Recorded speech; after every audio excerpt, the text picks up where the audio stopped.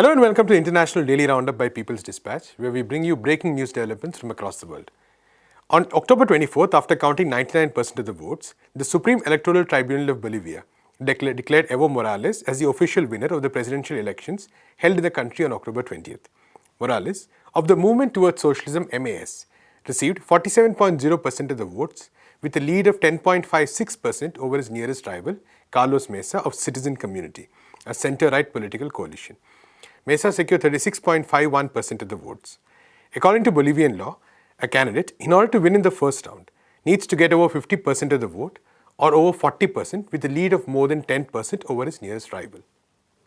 With this victory, President Morales democratically wins Bolivia's presidency for the fourth consecutive time and becomes Latin America's longest-serving president.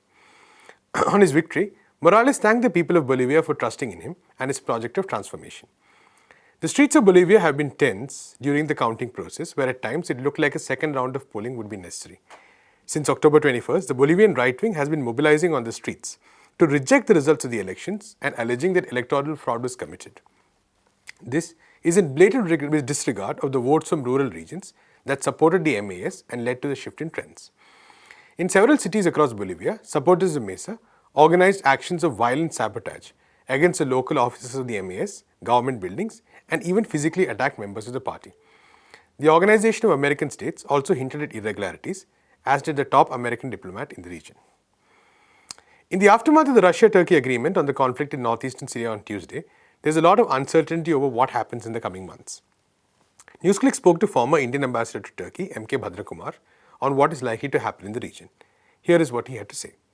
An entirely new phase in the Syrian conflict is beginning. Right. Just when Putin himself put it on record, I think about 3 weeks ago, at a Valdai Club forum in Sochi, that the Syrian war is over. And now you find that the parties who lost the war are trying to maneuver into a position to dictate terms of a settlement. There's a struggle going on there.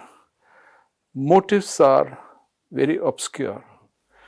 Transparency is lacking, especially on the part of, I think the Russian position is quite clear, crystal clear, but transparency is lacking on the part of Erdogan, Turkey. So a range of motivations are at work. Right. And the Americans have lost heavily and are trying to bounce back. It will be wrong to say there is a sense of triumphalism among certain quarters that the Americans have lost heavily and they are out of Syria. It appeared so, but the kind of rapprochement that is building up between Trump and Erdogan, it shows that the Americans have other intentions. If you analyze, you must first analyze the Turkish position, because Turkey being a neighboring country, immediate neighbor, inevitably it has great influence on molding what lies in the womb of time. Right. Our last story is about Yemen. According to the UNICEF, more than 5,000 children have been killed in the country since 2015 as a direct result of the conflict between the Houthis and the Saudi-backed regime of Abdurrab Mansour Hadi. The latter is supported by the US, the UK and France. The representative of the UNICEF in Yemen told reporters at a press conference after a ceremony to mark the 30th anniversary of the Convention of the Rights of the Child that 500,000 Yemeni children have been forced out of school due to the conflict, and that the situation of the children in the country is very miserable. UNICEF estimates that 2 million children in Yemen are suffering from acute malnutrition, including 360,000 of them under the age of 5. Health officials in Yemen's Aslam in the Alps district have said that more than 6 million children could be at risk of malnutrition if the war continues. Currently, 24.1 million people in Yemen, or about 80% of the total population, are dependent on international humanitarian aid for their day-to-day survival.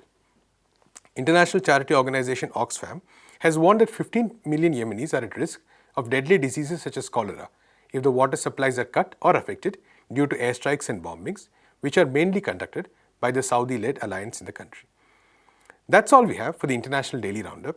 To read more about these stories, visit our website peoplesdispatch.org or follow us on Facebook, Twitter and Instagram. Thanks for watching. De pie cantar que vamos a triunfar.